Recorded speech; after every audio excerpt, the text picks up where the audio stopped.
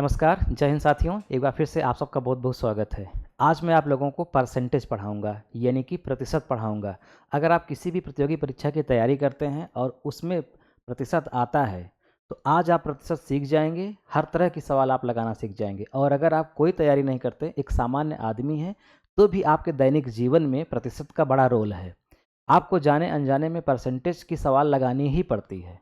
अब अलग बात है कि आप डायरेक्टली नहीं जानते कि ये सवाल परसेंटेज की है, वो अलग बात है। लेकिन आज आपको एकदम व्यवहारिक गणित आपको सिखाऊंगा, प्रतिशत।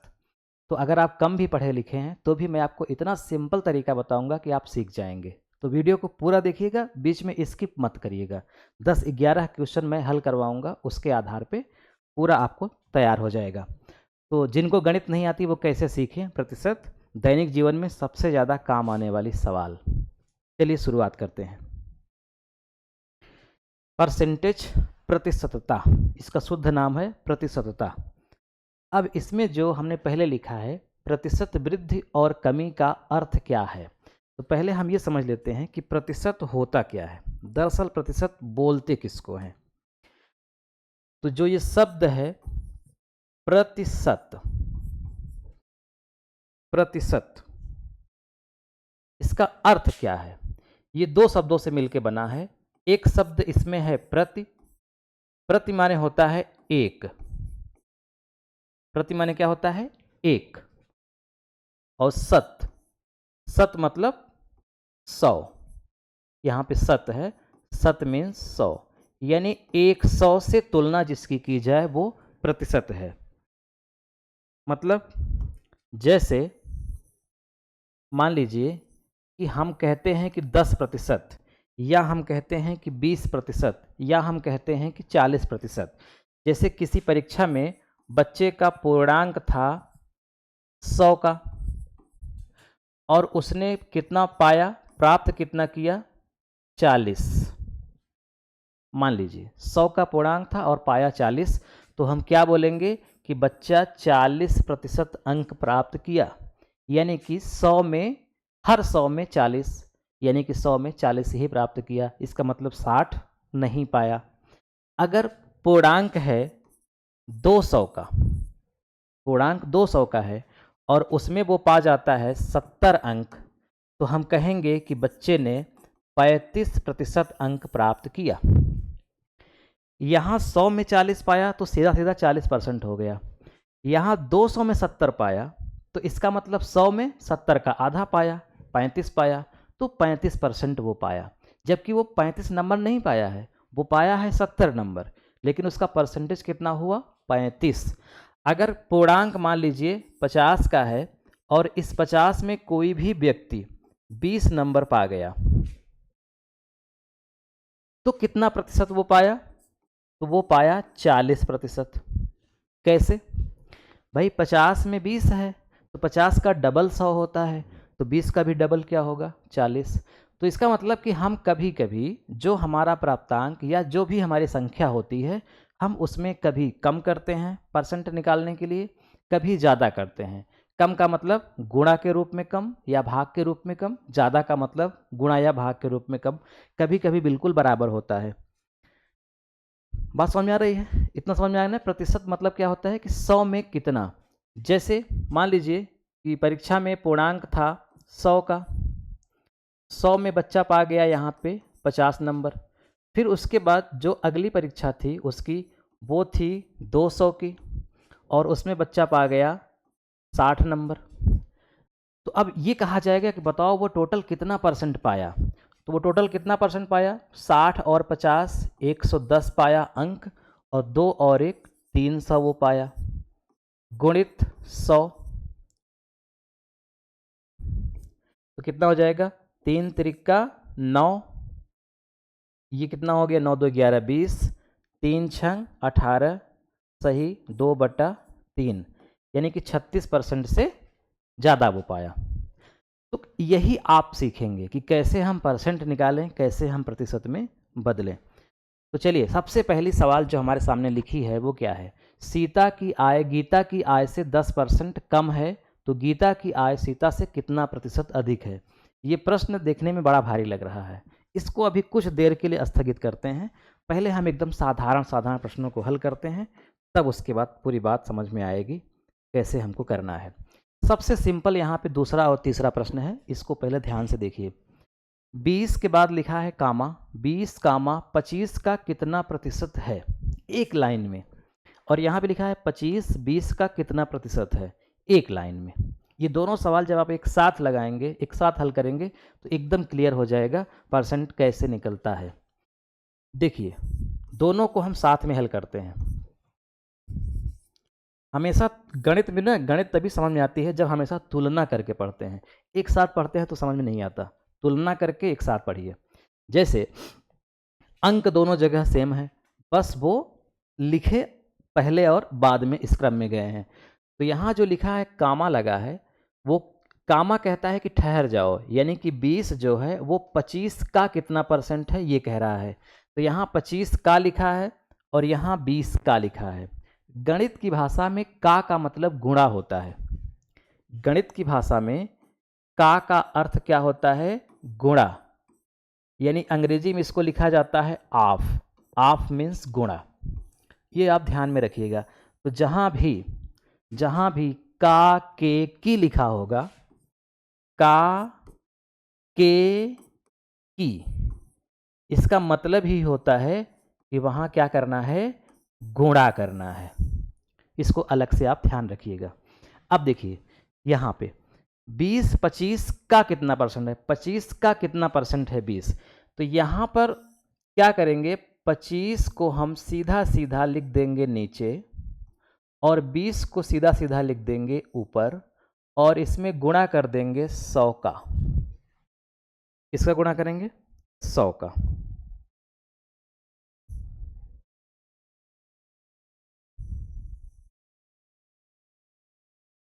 अभी इसका रोल बाद में आएगा, लेकिन आपको ऐसे ही हम बता दिए।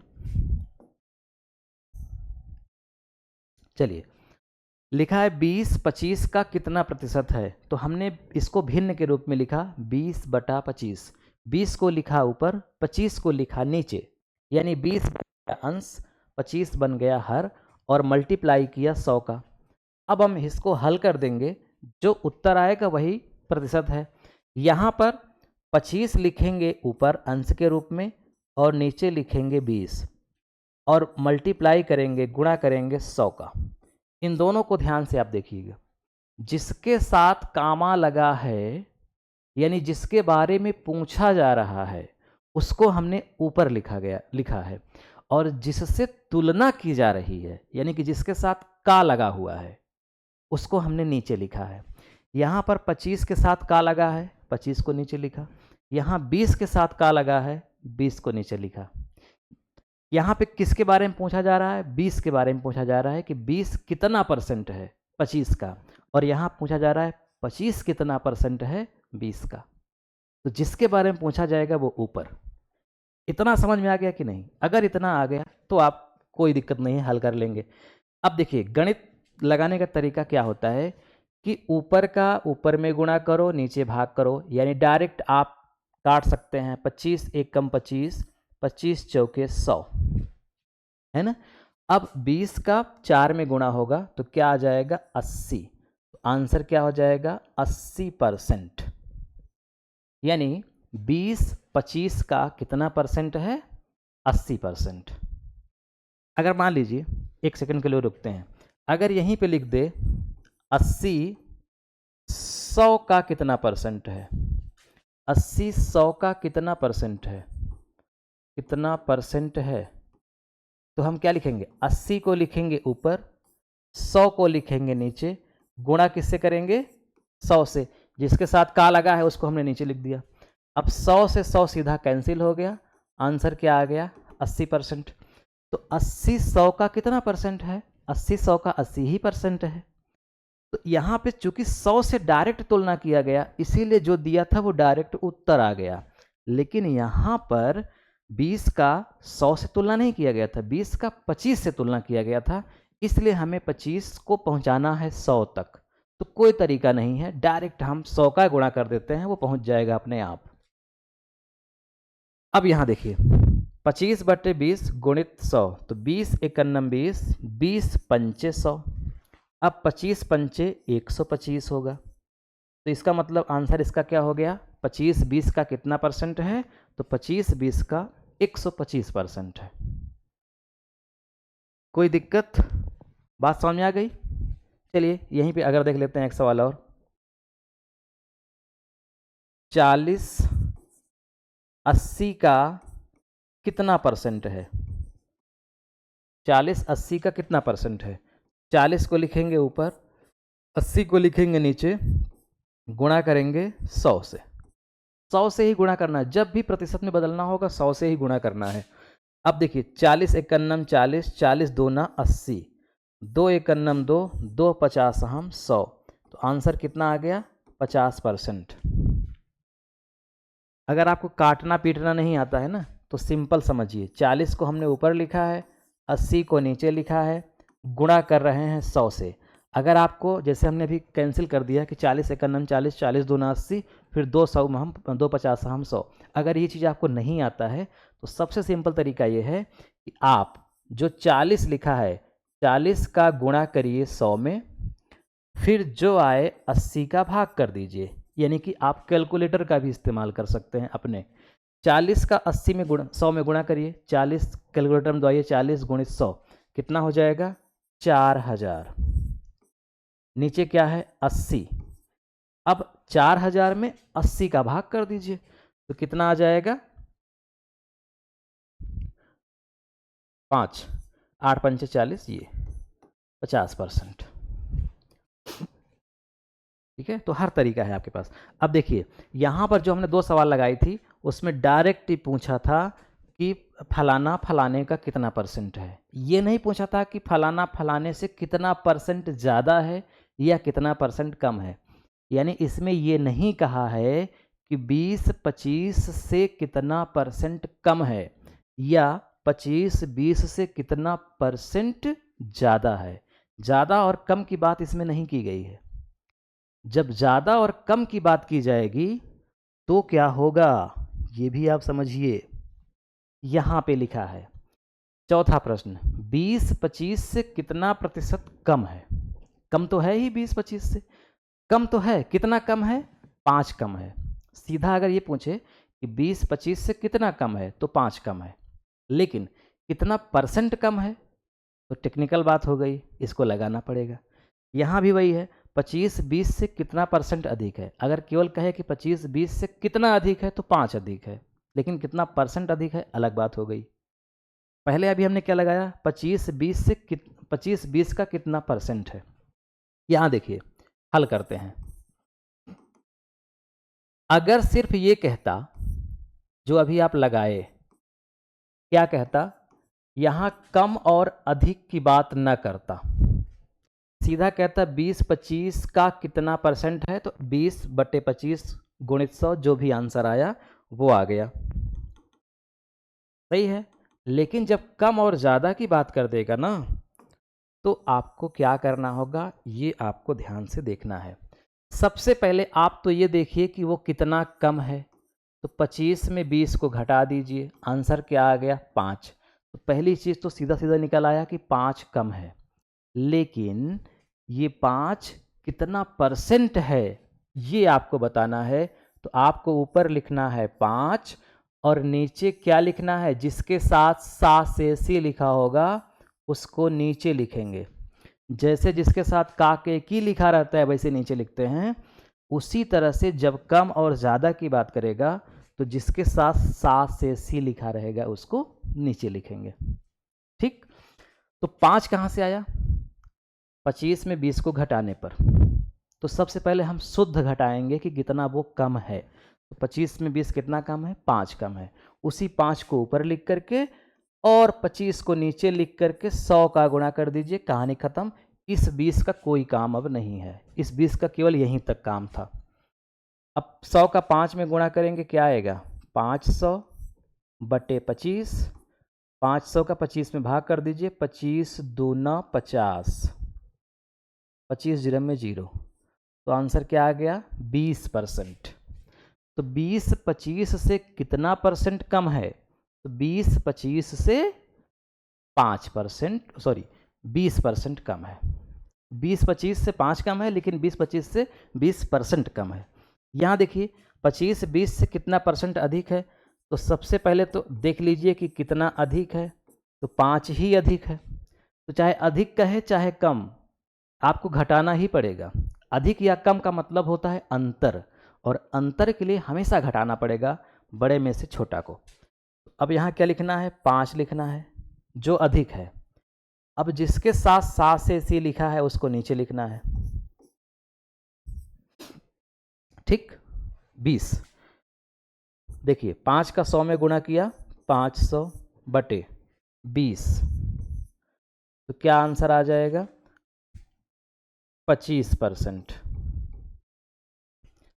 संयोग से वही आ रहा है, लेकिन अभी हम अंक बदल देंगे तो ये भी बदल जाएगा, तो वो एक संयोग मानिए कि वही आ गया।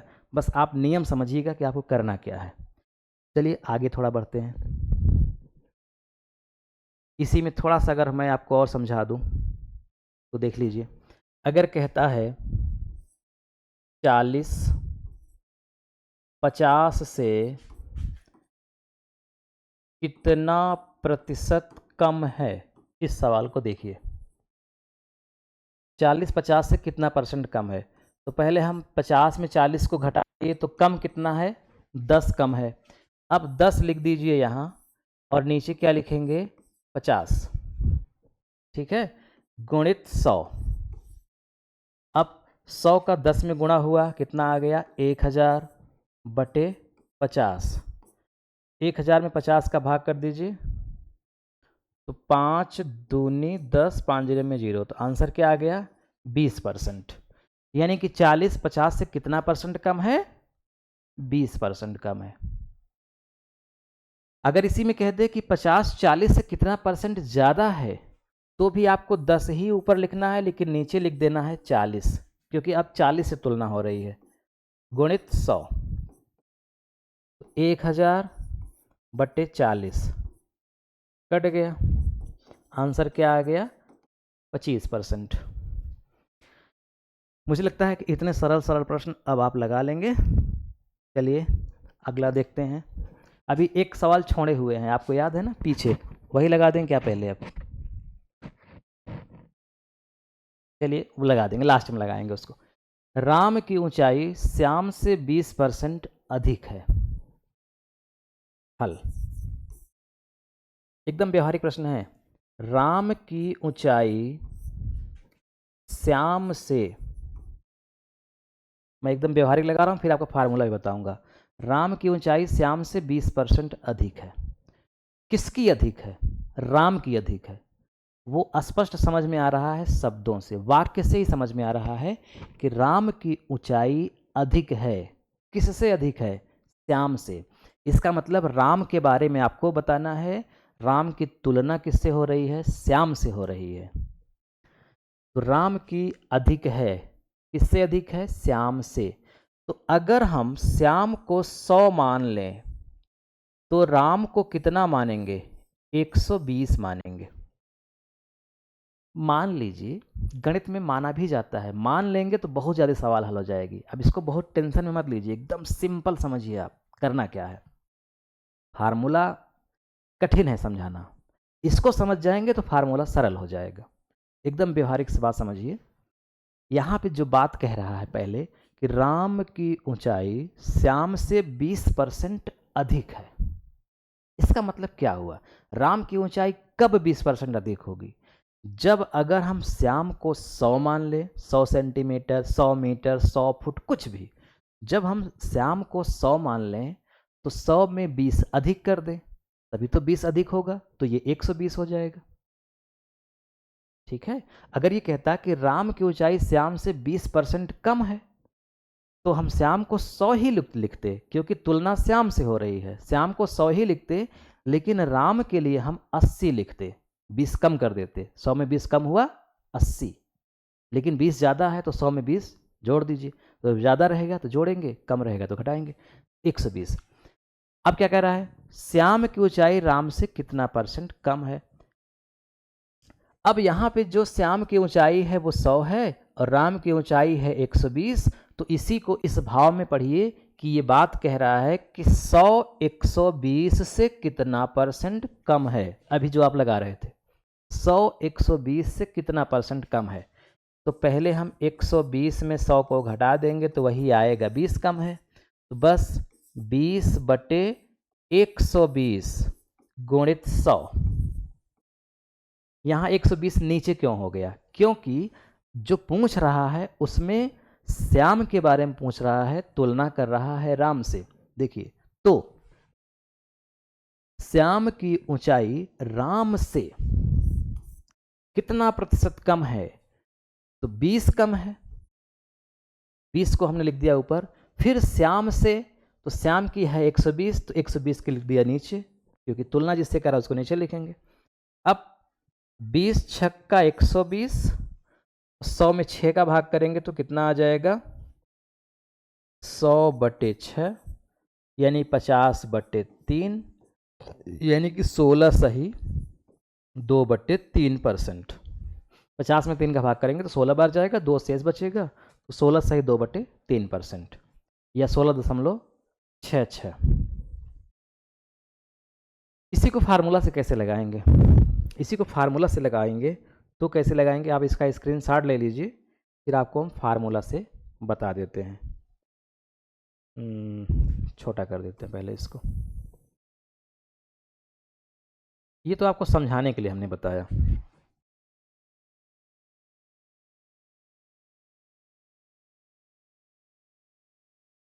ठीक, देखिए, राम की ऊंचाई श्याम से 20% अधिक है, तो श्याम की ऊंचाई राम से कितना परसेंट कम है ये पूछ रहा है। कितना कम है ये पूछ रहा है। तो जब कम पूछे तो क्या होगा? यहां नीचे 100 में जितना कम है उसको जोड़ देंगे,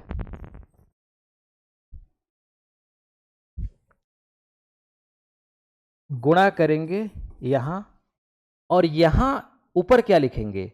जो कम है उसको लिखेंगे, यानी कि कम या कमी कर दीजिए, कमी बटे 100 प्लस कमी गुणित 100, ये फार्मूला होता है।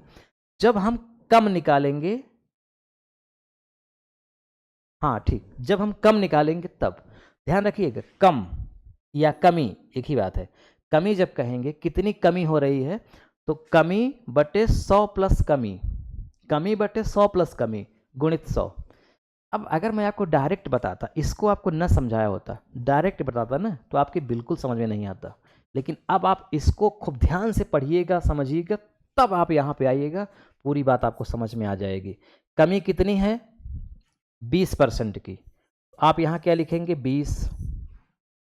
यहाँ एक शब्द बढ़ा, 1% भी आप कर सकते हैं, क्योंकि हमेशा सवाल परसेंट में रहेगी, इसीलिए आप परसेंट लगा दीजिए। कमी परसेंट बटे 100 प्लस कमी परसेंट गुणित 100, तो 20/100 प्लस 20, 100 प्लस 20 गुणित 100 बराबर 20/100 प्लस 20 क्या हो गया? 120 गुणित 100।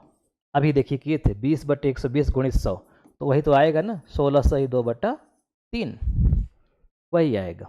इसको आप नोट कर लीजिए, लिख लीजिए, फिर से एक बार बैक करके वीडियो को प्ले कर लीजिएगा। अगली सवाल देखिए, एक व्यक्ति की आय 10% बढ़ गई। अच्छा, थोड़ा सा कुछ आगे बढ़ गया है, तो मैं यहीं पे थोड़ा एक चीज़ आपको और समझा दूं, तब बात समझ में ज़्यादा आएगी। राम की आय श्याम से 10% कम है, तो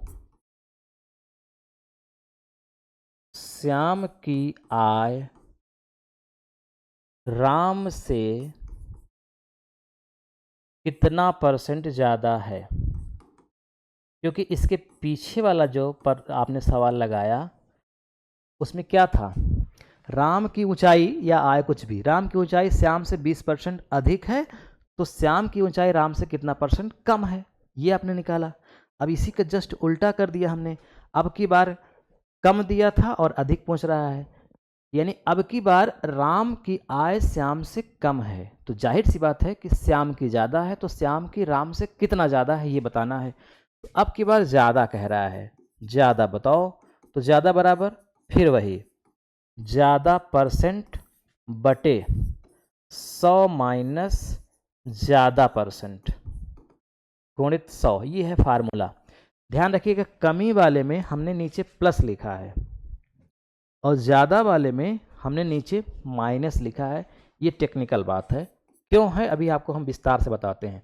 तो कितना ज़्यादा है 10, नीचे क्या हो जाएगा 100 माइनस 10 गुणित 100, तो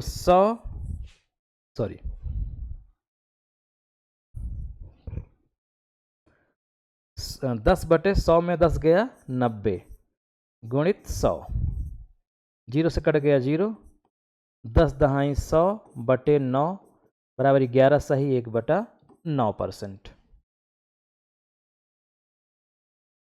अब देखिए इसी को आप कैसे लगाएंगे, विस्तार से कैसे लगाएंगे इसको, इसी को आप छोटा कर दीजिए,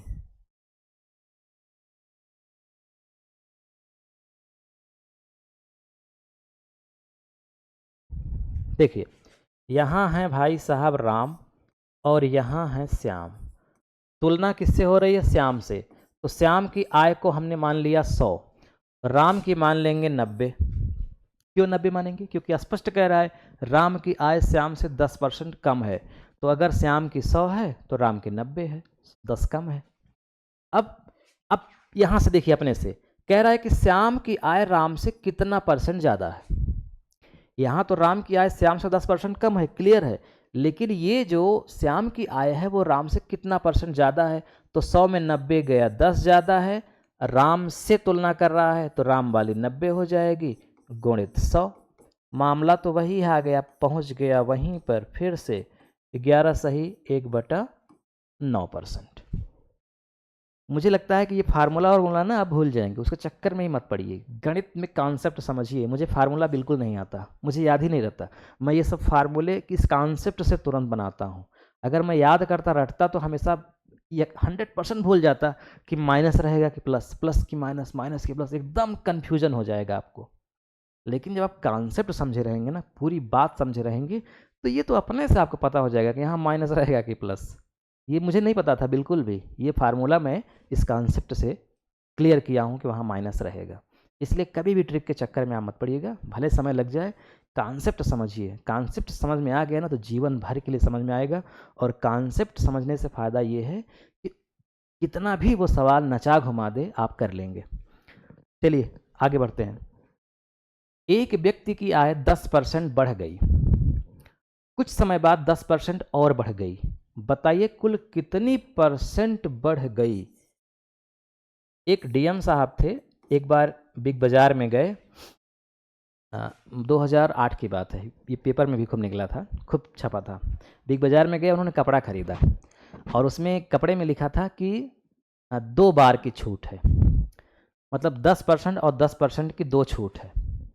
तो वो डीएम साहब जो है, भाई डीएम है, अपने से वो कैलकुलेट किए और उसको दे दिए, यानी कि 10 10 20, वो 20% छूट कम करके दे दिए। मतलब मान लीजिए कि 1000 का अगर सामान था तो 20% घटा करके इन्होंने दे दिया, बोले कि भैया 20% की छूट हो गई तो 20% कम हो गया।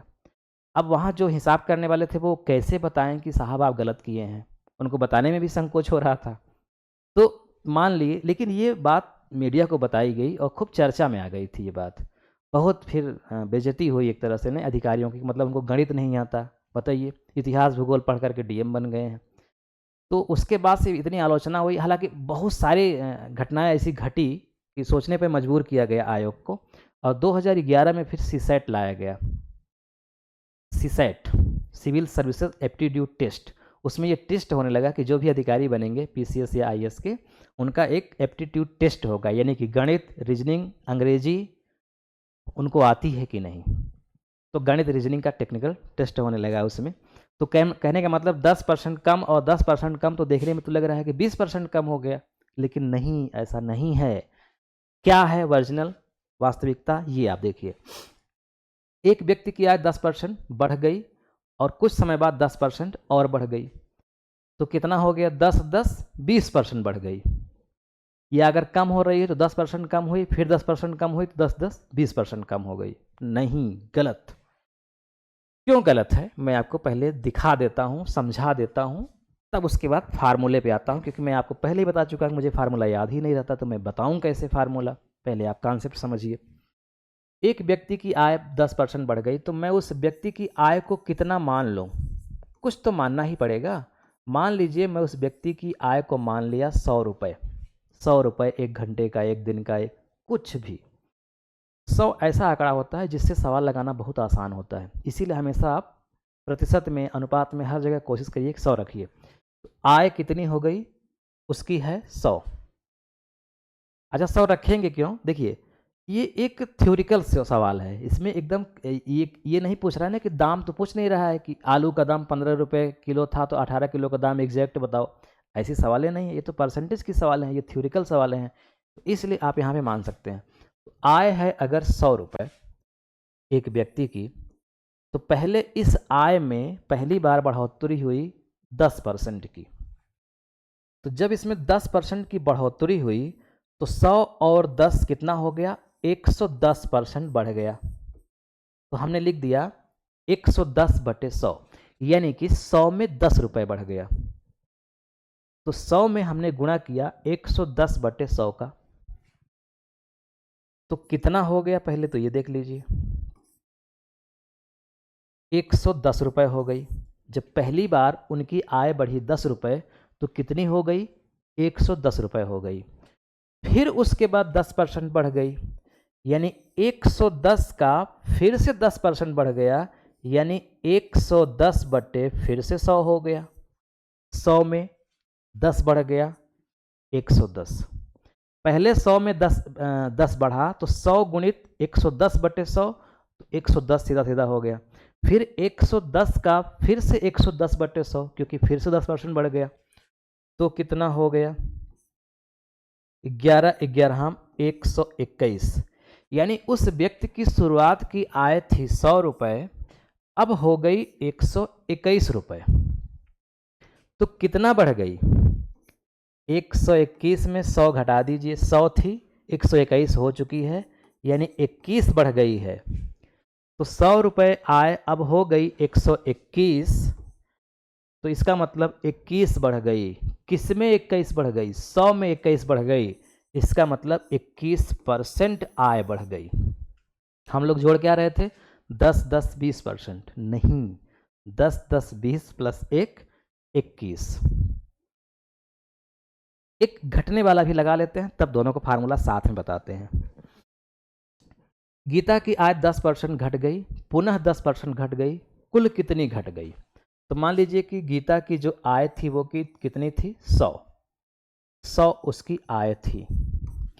अब 100 में घट गई, कितनी घट गई? 10। तो इसका मतलब 90/100 कर दीजिए, यानी कि 100 में 90 हो गई। 10 घट गई ना, जब घटती है तो 100 में ही घटाते हैं हम, बढ़ाते हैं तो 100 में ही बढ़ाते हैं। 90/100 हो गई, तो आंसर क्या आ गया? 90। यानी कि अब उसकी आय हो गई 90 रुपये। फिर से घट गई, तो 90 का 90/100, भाई फिर से 10% घट गई ना। अगर कहता कि फिर से 20% घट गई, तो हम यहाँ 80/100 लिखते, क्योंकि 100 में 20 घटा देंगे 80 आएगा। 80/100। 15% घट गई तो 85/100। 30% घट गई तो 70/100। भाई जितनी घट गई उतना घटाएंगे। अब संयोग ये है कि हम 10 10 ही किए हैं। 9 9 81, यानी कि पहले आय थी 100, अब हो गई 81। पहले थी 100, अब हो गई 81, तो कितनी कम हो गई? 19% कम हो गई। और हम लोग कितना कम कर देते? 20% कम कर देते। डीएम साहब ने यही किया था। 10% कम हुआ, 10% कम हुआ, 20% कम कर दिया, यानी कि 1% ज़्यादा कम कर दिया। लेकिन कम कितना हो रहा है? 19%। फार्मूले से कैसे लगाएंगे इसको? आते हैं फार्मूले पर, बढ़ने वाला भी और घटने वाला भी।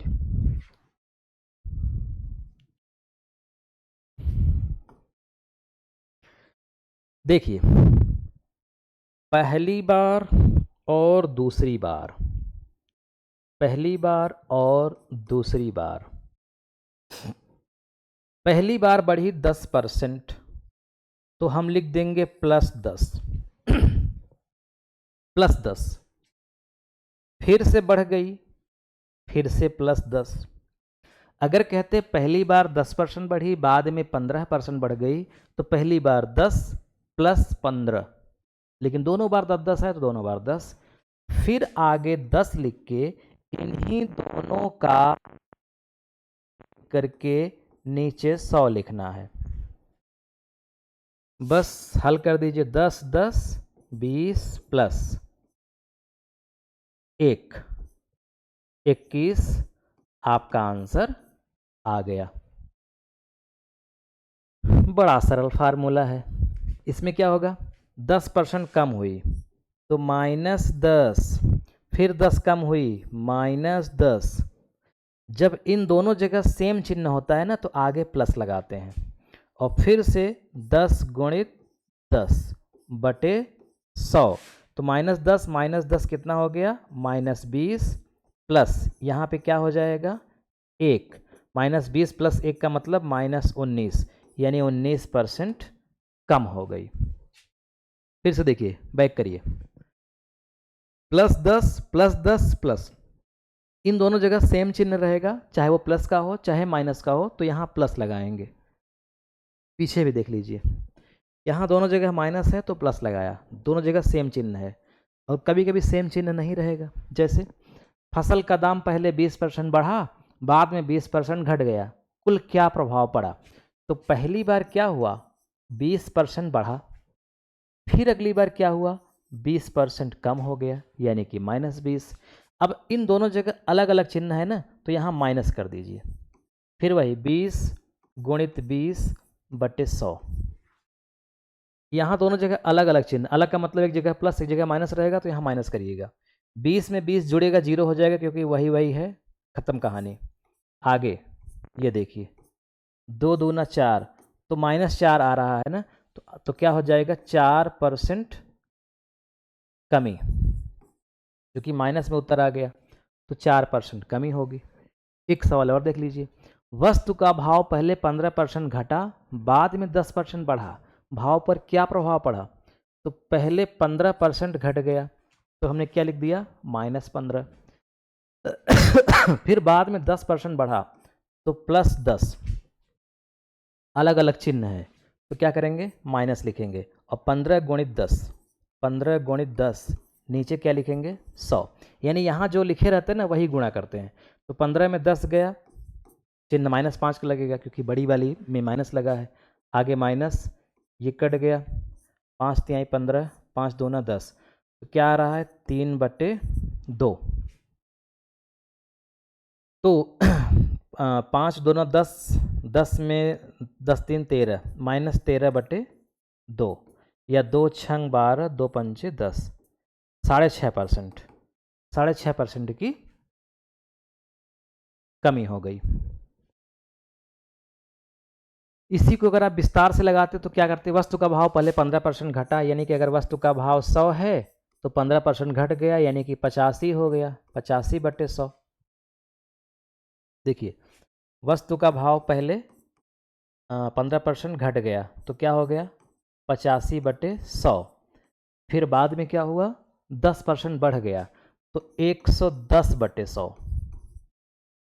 एक साथ भी कर सकते हैं, हमने अलग अलग किया था, अब एक साथ कर सकते हैं। 100 से 100 कैंसिल, 0 से 0 कैंसिल, 85 माइनस 1.1,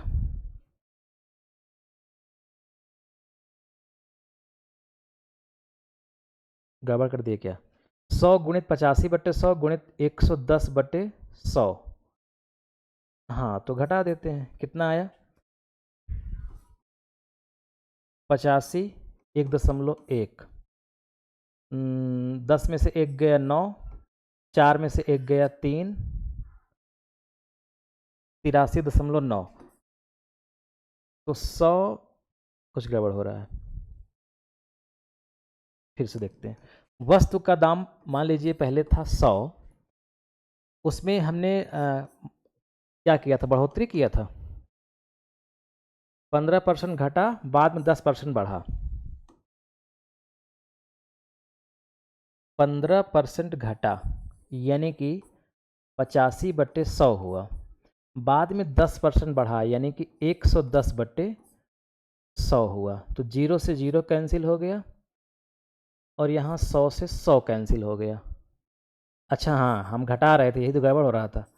85 गुणित 1.1, क्योंकि ये भाग हो जाएगा ना।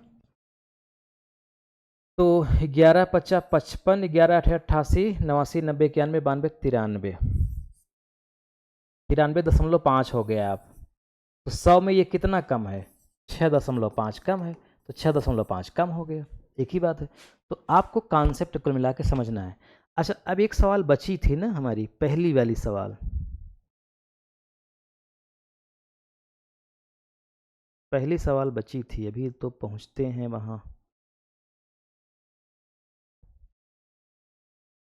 कहाँ गई ये, सीता की आय गीता की आय से 10% कम है, तो गीता की आय सीता से कितना परसेंट ज़्यादा है। अरे ये तो आप लगा लेंगे, ये तो मैं अभी लगा ही चुका। पहली सवाल ही आपकी होमवर्क है। अंतिम सवाल लोग होमवर्क देते हैं, मैं आपको पहली सवाल होमवर्क दे रहा हूँ। ये आपका होमवर्क है। देखते हैं कितने लोग सही जवाब देते हैं। सभी लोगों को सही देना चाहिए। अगर आप लोगों ने पूरा वीडियो देखा है, अच्छे से समझा है, तो मुझे नहीं लगता कि कोई नहीं लगा पाएगा। इस सवाल को सारे लोग लगा लेंगे। ये पहली सवाल आपका आंसर है। और सच में बताइएगा वीडियो आपको कैसा लगा, क्या आपको वाकई में अच्छा लगा, समझ में आया कि नहीं, मेरे समझाने में क्या कमी थी, मैं बहुत तेज़ समझा रहा था या मैं बहुत धीरे समझा रहा था, मैं बहुत तेज़ बोल रहा था या धीमे बोल रहा था, आपको बताना है। ठीक। और ये जो मैंने कॉन्सेप्ट वाला प्रोग्राम शुरू किया कि पहले आपको कॉन्सेप्ट समझाया अच्छे से, फिर ट्रिक बताई आपको, तो मुझे तो ये बहुत पसंद है और मेरे पढ़ाने का यही तरीका भी है। और मैं जितने बच्चों को पढ़ाया हूँ उनको बहुत पसंद आया है, और गणित मैं सिखा भी दिया हूँ। मेरे लिए कहा जाता है कि मैं जिसको गणित नहीं सिखा पाऊँगा शायद उसको कोई नहीं सिखा पाएगा। ये अतिशयोक्ति हो सकती है, लेकिन मेरा नियम यही है। और आप बताइएगा कि आपको ये अच्छा लगा कि नहीं। अगर अच्छा लगा तो आप कमेंट करिएगा। इस सीरीज़ को मैं आगे बढ़ाऊँगा और इसका सेकंड पार्ट मैं जल्दी ही लेकर के आऊँगा। ठीक है, वीडियो को शेयर कर दीजिएगा। पहली बार देख रहे हैं तो चैनल को सब्सक्राइब कर लीजिए। मुझे आप जानते ही होंगे, दीपक कुमार साहू, प्रयागराज, उत्तर प्रदेश से। मिलते हैं नेक्स्ट वीडियो में। नमस्कार।